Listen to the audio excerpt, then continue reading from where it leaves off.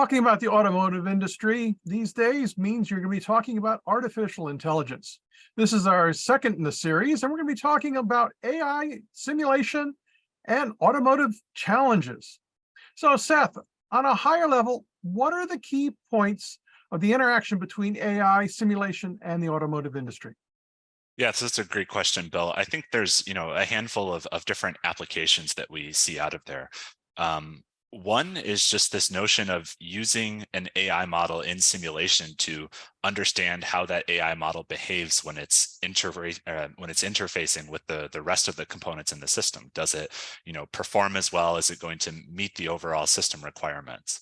There's also, I think some really cool applications of AI out there where AI is kind of interacting with simulation. One of those is virtual sensing, this notion of could I use an AI model as a virtual sensor, a way to approximate some state or measurement that I can't directly measure or that would be really expensive to add a sensor onto the vehicle for.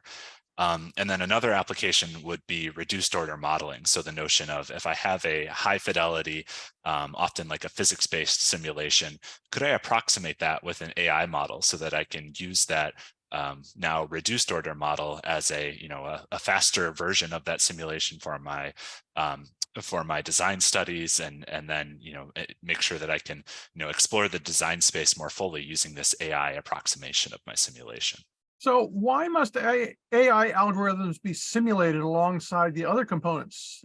Is there a consideration on the impact of adjacent systems? Yeah, definitely. So I think, so much that happens on the vehicle is interrelated, and these AI models, oftentimes they behave like we're expecting, but it takes a lot of work to gain confidence in these models, to understand their behaviors. And so really bringing them into the simulation environment and understanding how does this AI model behave when the simulation is evaluated across a whole bunch of different scenarios is a great way to gain confidence that the AI model is going to suit you well in production. And so I do think that simulation is really key there to gaining confidence in those AI models, and along with simulation also comes that need to run different scenarios, come up with different test plans and things like that to really try and exercise the AI model to explore the space of what it's capable of.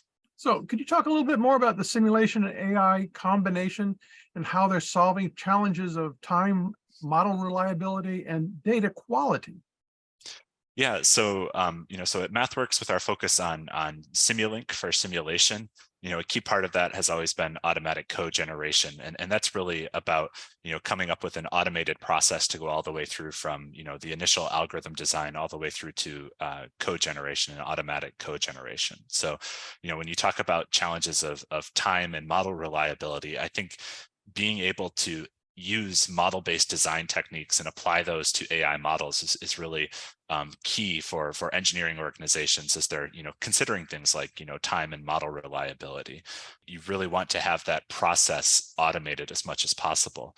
One of the things that we see in the AI space, there's really this rapidly evolving research field that's always been out kind of on the bleeding edge. And, depending on how close you want to get to that, you might be stumbling across innovations that enable you to enhance the AI models that you've built quite frequently. And so if you want to be evolving these AI models over time and improving the AI models that you're running in production on vehicles, then you're going to need that automated pipeline that can really enable you to bring in new data, make updates to the model, but then run that model through the rest of your workflow so that you can get the production code out that you need with as kind of little effort as possible.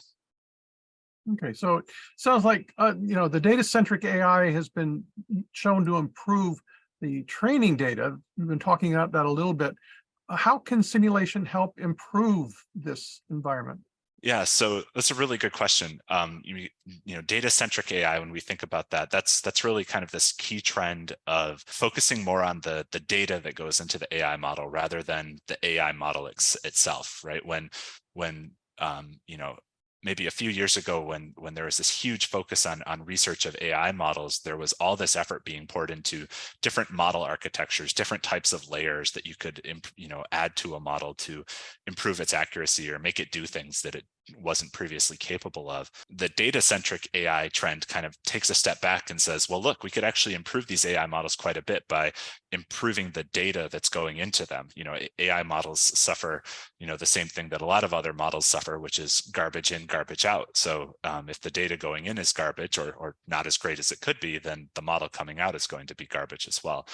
And so with data-centric AI, there's this huge focus on what more could we do to improve data going into the models, but in all the different domains that automotive engineers need them as well. And so, you think about different domains for automotive engineers. Sometimes the data that you're working with might be, time series signals, like, just engine speed sensors or things like that, kind of like a time series. You could be dealing with images coming from a perception system or cameras now. You could be dealing with LiDAR data or radar data. So there's all these different domains that these engineers are working in, and all of those kind of require domain-specific tools. There's different algorithms for signal processing, computer vision, LiDAR analysis. So there's kind of it's very kind of this domain-centric, data-centric world that folks are living in now.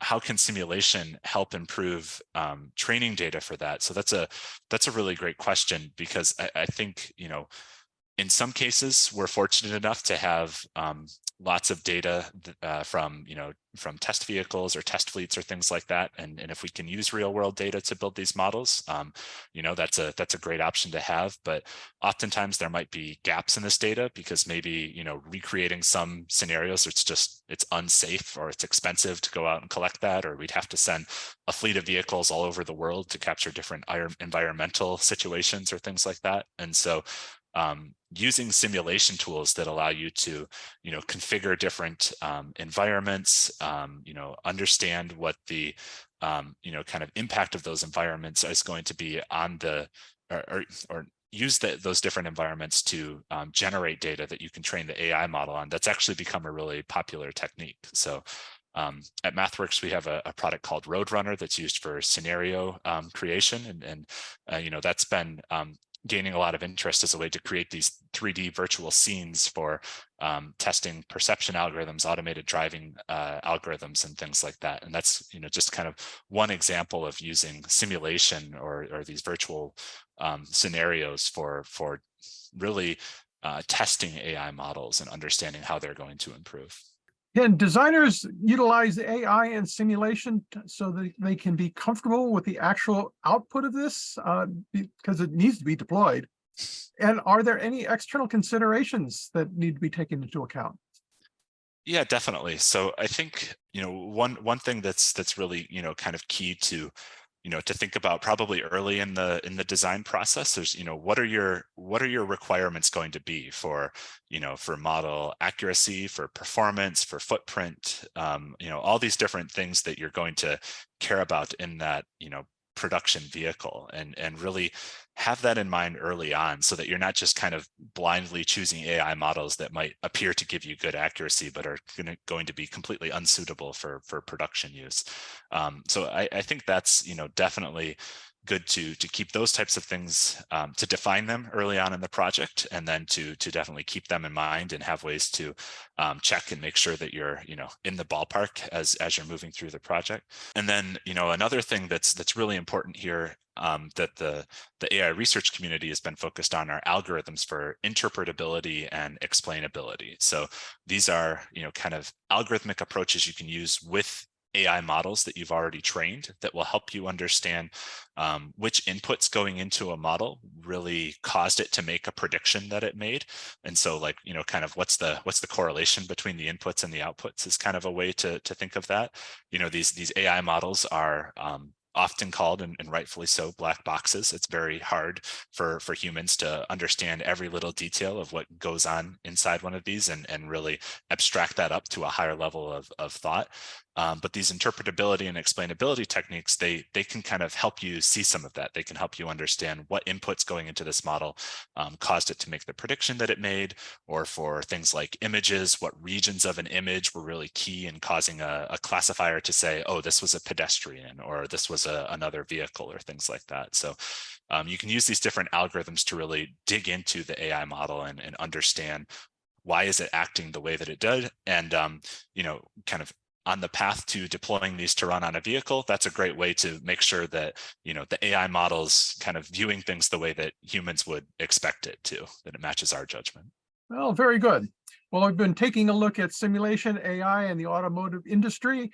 In the next part, we'll be taking a look at what's going to happen in the future. Thanks very much, Seth.